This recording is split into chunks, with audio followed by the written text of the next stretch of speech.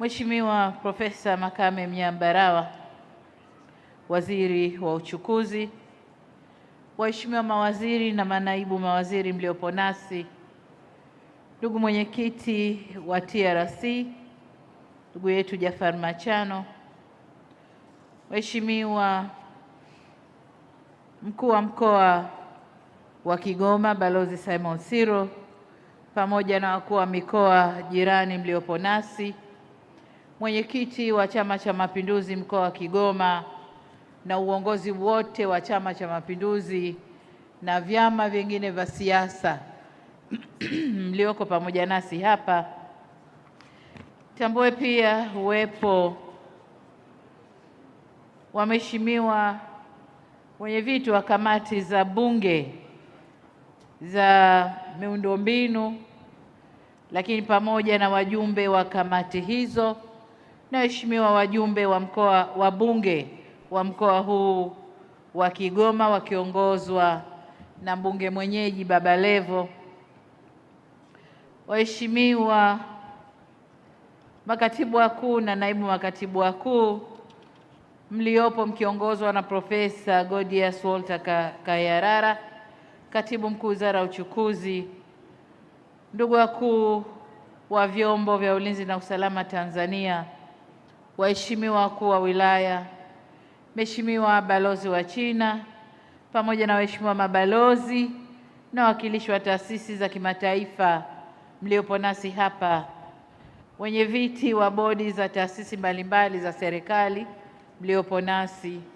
wakuu wa taasisi mbalimbali za serikali kiongozwa na mhandisi Machibia Masanja, mkurugenzi mkuu wa shirika la reli, na ndugu Plastudius Mbosa, mkurugenzi mkuu wa mamlaka ya bandari Tanzania, wakili Florio Kanju, katibu mtendaji wa wakala uwezeshaji wa usafiri na uchukuzi wa ukanda huu wa kati CCT-TFA, wakilishi wa kampuni ya God Voyage Logistics Limited, waheshimiwa viongozi wetu wa dini, lakini tambue pia uwepo wa wakandarasi na washauri wa miradi yetu, vikundi vya hamasa na burudani, ndugu wanahabari, ndugu waalikwa, mabibi na mabwana, Jamhuri ya Muungano wa Tanzania, kazi na utu, mwakeye, au pengine niulize ulidiwaje? Nashukuru sana. Ndugu zangu, nami niungane na viongozi wetu wa dini na wote walionitangulia kumshukuru Mwenyezi Mungu kwa kuturuzuku hai na siha njema na kwa kutuwezesha kukutana hapa salama. Nichukue nafasi pia kushukuru Waziri wa Uchukuzi kwa kunialika kuja kujumuika nanyi katika shughuli hizi muhimu za uzinduzi wa meli 4 za mizigo na uwekaji wa jiwe la msingi mradi wa reli ya kisasa SGR kipande cha Tabora hadi hapa Kigoma. Kipekee ni washukuru sana wananchi wa mkoa wa Kigoma kwa bashasha na mapokezi mazuri mliotuonesha mimi na wageni wote tuliotoka nje ya Kigoma kuja kwenu. Kigoma oye! Nikiwa njiani kuja hapa, nilijionea makundi mbalimbali ya wananchi wakiwemo vijana, maafisa usafirishaji na akina mama waliovaa sare zenye jumbe mbalimbali za uzalendo ambazo kwa kweli zimeendelea kunitia moyo na kunipa nguvu na ari ya kuendelea kulitumikia taifa hili. Asanteni sana wana Kigoma. Na kwa kuwa hii ni mara yangu ya kwanza kukutana nanyi tangu tulipomaliza uchaguzi mkuu wa mwaka 2025, nitumie nafasi hii pia kuwashukuru sana kwa imani na ushindi mliokipatia Chama cha Mapinduzi. Ahadi yetu kwenu kuendelea kuongoza na kusimamia taifa hili kwa awamu nyingine kwa ufanisi na maendeleo makubwa. Kwa hakika, imani mliotupatia Chama cha Mapinduzi si swala la hisani na ni zaidi ya kutimiza wajibu wenu kikatiba. Imani yenu kwetu ni deni. Tutawalipa kwa kuwatumikia na kuwaletea maendeleo. Kama mtakumbuka, wana Kigoma, ziara niliyoifanya mapema mwaka 2022, nilikuja Kigoma na kuwapa ahadi kwamba moja, Kigoma haitakuwa mwisho wa reli, bali itakuwa ni kituo cha katikati toka Dar es Salaam kufika Kigoma kwenda mbele, na hiyo ahadi tumeanza kuitekeleza. Lakini niliwaahidi wakati ule kwamba tunakuja kuifufua Kigoma na kuirudishia hadhi yake. Nadhani aliyosemwa hapa na mkuu wa mkoa na mengine mengi yanayoendelea ni katika kutimiza ahadi hiyo. Kigoma oye! Katika kutimiza ahadi hiyo ndio maana leo tupo hapa, ikiwa ni sehemu ya utekelezaji wa deni hilo kwa wana Kigoma na Watanzania wote kwa ujumla. Ndugu viongozi na wananchi wenzangu, serikali yetu imeendelea na jitihada mbalimbali za kuimarisha miundombinu ya usafiri na usafirishaji ndani ya nchi yetu, ikiwemo ujenzi wa reli ya kisasa, uendelezaji wa bandari zetu na ujenzi wa barabara na viwanja vya ndege. Nataka niungane na mkuu wa mkoa Siro alipozungumzia kiwanja cha ndege. Hata mimi wakati ninakuja nilikuwa na maono ya kiwanja cha ndege cha Dodoma nilichokiacha nilipokuja wakati wa kampeni, lakini nilipotua mambo ni tofauti.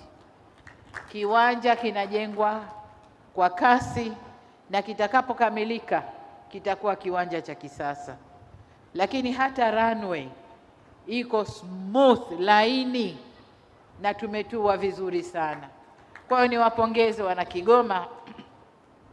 Tunafanya haya yote kwa lengo la kuifungua nchi yetu kibiashara na kiuwekezaji, kupunguza gharama za usafiri na usafirishaji na kurahisisha bidhaa zetu kuyafikia masoko ya ndani, lakini pia masoko ya nje ya nchi. Kijiografia, nchi yetu ni lango la biashara kwa nchi jirani zinazotuzunguka. Kwa msingi huo, kila tunapojenga reli, viwanja vya ndege, bandari au barabara, hatuunganishi mikoa yetu pekee, bali tunaiunganisha pia nchi yetu na fursa za masoko ya Afrika Mashariki, Maziwa Makuu, Afrika ya Kati na Kusini mwa Afrika. Katika muktadha huo, Kigoma ina nafasi nzuri kijiografia na kimkakati, kwa kuwa ni lango muhimu la biashara na uwekezaji linalotuunganisha Tanzania na nchi jirani ikiwemo Burundi na Jamhuri ya Kidemokrasia ya Kongo na Zambia. Hivyo meli za mizigo tulizozizindua leo pamoja na ujenzi wa reli ya kisasa utakapokamilika vitakuwa ni nyenzo muhimu zitakazotuwezesha kufikia maono na matamanio yetu kama nilivyoyasema na kama ilivyosemwa na wengine hapa. Niwahakikishie wana Kigoma pamoja na maeneo mengine ya nchi, tutaendelea na utekelezaji wa mipango ya serikali ya kuimarisha, kuendeleza na kuboresha miundombinu ya usafiri na usafirishaji kwa manufaa ya wananchi na taifa kwa ujumla. Tunafanya haya ili nafasi yetu ya kijiografia tuliyojaliwa na Mwenyezi Mungu, Mungu mwenyewe ndio anajua kutuumba Tanzania hapa tulipo, na akatupa rasilimali zote na nyenzo zote za kuifanya Tanzania kuwa kituo kikubwa cha biashara. Kwa hiyo kimaumbile Mungu alishatumba hivyo, lakini kisera na kisheria ni juu yetu kuifanya sasa Tanzania kuwa kituo kikubwa na muhimu cha biashara ndani ya Afrika, na tunaelekea huko. Tunafanya hayo ili kukuza biashara, kipato na ajira kwa wananchi wetu na ustawi wa taifa letu kwa ujumla. Kwa muktadha huo, Kigoma haitakuwa tena mwisho wa reli, kama ambavyo imekuwa ikifahamika, bali itakuwa ni mwanzo wa kufunguka kwa fursa za biashara na uwekezaji, kwa kuwa kama nilivyotangulia kusema, miundombinu tunayoendelea kuijenga inakusudia kuunganisha shughuli za kiuchumi za mkoa huu na masoko ya ndani na nje ya nchi. Kigoma itastawi na Kigoma itanawiri. Kigoma oye! Ndugu viongozi na wananchi wenzangu, leo tumeweka jiwe la msingi la ujenzi wa reli ya kisasa kipande cha Tabora hadi Kigoma, ambacho kama alivyosema Waziri wa Uchukuzi kina urefu wa kilomita 506 na ujenzi wake utagharimu takriban dola za Kimarekani bilioni 2.74 au Tanzania shilling trilioni 7.4. Niwashukuru wabia wetu wa maendeleo kwa kutunga mkono katika utekelezaji wa mradi huu. Reli hii itakapokamilika itaunganisha Kigoma na mikoa ya Tabora, Dodoma, Morogoro hadi Dar es Salaam, pamoja na mtandao wa njia ya reli kuelekea Mwanza. Maana yake ni kwamba mizigo kutoka bandari ya Dar es Salaam itafika moja kwa moja hadi hapa Kigoma kwa haraka na kwa uhakika zaidi. Kwa wakulima wa Kigoma, maana yake ni kwamba pembejeo zitawafikia kwa gharama nafuu na mazao yanayozalishwa yatapata masoko makubwa. Kwa ndugu zetu wanaoendesha maisha yao kwa kutegemea shughuli za uvuvi, watasafirisha kwa urahisi mazao ya uvuvi kwenda kwenye masoko ya uhakika. Vile vile, kwa wafanya biashara na wajasiriamali, reli hii itakapokamilika itawapunguzia muda na gharama za usafirishaji, na mnyororo huu wote unakwenda kuzalisha fursa za ajira hususan kwa vijana wetu wa mkoa huu wa Kigoma katika njia ya reli, bandari, maghala, hoteli, usafirishaji, matengenezo ya mitambo na huduma nyingine zitakazotokana na kazi hii. Kwa hivyo tujiandae na kuchangamkia fursa hizi. Uwekezaji huu wana Kigoma ni kwa faida yenu, unakwenda kustawisha maisha yenu. Kwa hiyo tuchangamkie fursa hizi. Ndugu viongozi na wananchi, leo pia nimezindua meli 4 za mizigo zinazoundwa au zilizoundwa na uwekezaji wa sekta binafsi wa kampuni ya Gold Voyage Logistics Limited katika bandari ya Karema. Meli hizi zitatumika kusafirisha shehena za mizigo kutoka upande wa Tanzania kwenda nchi jirani za DRC, Burundi na Zambia. Nawashukuru sana wawekezaji hawa kwa kuunga mkono jitihada za serikali za kuwaletea maendeleo wananchi. Vile vile, uwekezaji na mnyororo mkubwa wote huu unakwenda kuvutia wawekezaji kuweka vituo vikubwa vya logistics na usafirishaji hapa Kigoma, na ndio maana nikasema kuna kazi zaidi zitazalishwa kutokana na miradi hii. Na huo ndio kama alivyosema waziri, ni mfumo jumuishi wa uchukuzi. Serikali yetu kama ambavyo siku zote nimeendelea kusema, itaendelea kuweka mazingira wezeshi ya kisera, kisheria na kitaasisi kwa ajili ya kuvutia uwekezaji zaidi ndani na kutoka nje ya nchi. Tunawakaribisha wawekezaji wengine wenye nia ya kufanya hivyo waje kuwekeza nchini kwetu kwa msingi ya manufaa ya biashara kwa pande zote, yaani wao wapate na sisi tupate, au kwa lugha ya Kiha wanasema win-win situation. Vile vile nimeelezwa kuhusu maendeleo ya meli yetu kongwe ya MV Liemba ambayo ukarabati wake upo katika hatua za mwisho. Nimeambiwa imefika 99%. Hii ni meli yetu ya asili, ni meli yetu pendwa. Meli hii ni urithi wetu uliohudumu kwa kipindi kirefu sana. Niwatake Wizara ya Uchukuzi na Mamlaka ya Bandari Tanzania kuhakikisha Meli hii inakarabatiwa kwa viwango na ubora wa hali ya juu ili iweze kutumika kwa miaka mingi ijayo, kama ilivyotumika nyuma, iweze kutumika tena kwa miaka mingi ijayo. Mheshimiwa Waziri, naelewa kwamba ndani ya mkoa huu kuna karakana ya serikali inayojengwa, na kwa sababu serikali ina mafungu mengi ya kupeleka fedha, ujenzi huu unakwenda polepole, lakini tumeona mfano mzuri wa kampuni hii iliyojenga meli. Ni kuombe kaeni nao wawekezaji hawa, zungumzeni nao muweze kuelewana, kuwakabidhi karakana ile waimalize, na kwa sababu wana meli 4 nyingine ambazo wameshajenga na watakazozijenga, na sisi serikali tuna meli nyingine 8. Karakana hii iendeshwe kwa misingi ya pamoja, serikali na wao, lakini wao wakiwa mbele, waweke uwekezaji pale ili twende tumalize kwa haraka. Tukienda serikali peke yetu hatutafika haraka, lakini tukiwashirikisha kwa makubaliano ya mkataba tunaweza tukaenda haraka.